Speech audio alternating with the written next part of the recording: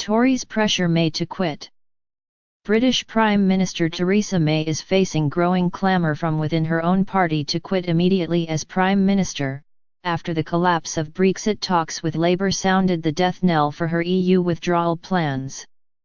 With Tories trailing in fifth place on a humiliating 9% in one poll for next week's European Parliament elections, furious backbenchers predicted certain defeat when the withdrawal agreement bill comes before the Commons in June.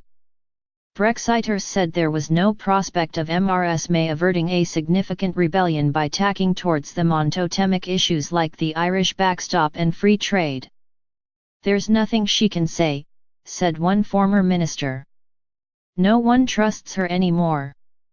Meanwhile, Labour backers of a second referendum demanded that Jeremy Corbyn announce that all other options have now been exhausted and the party will push for a final say.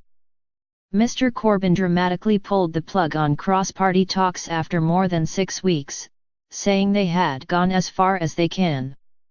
Speaking at her first appearance on the Euro election campaign trail, in Bristol, Ms May sought to blame Labour splits over a second referendum for the failure to reach a compromise deal.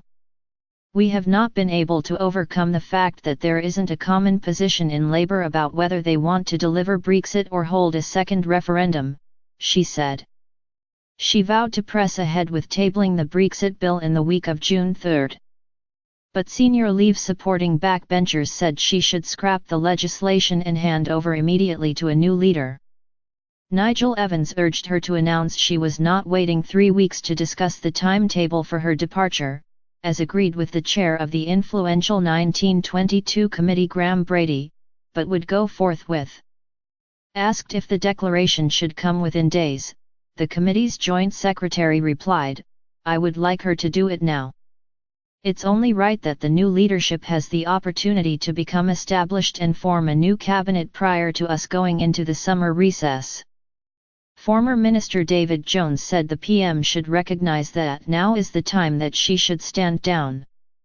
There were signs that Ms May could face a rebellion on the withdrawal agreement bill considerably greater than the 34 Tories who helped to defeat her third meaningful vote.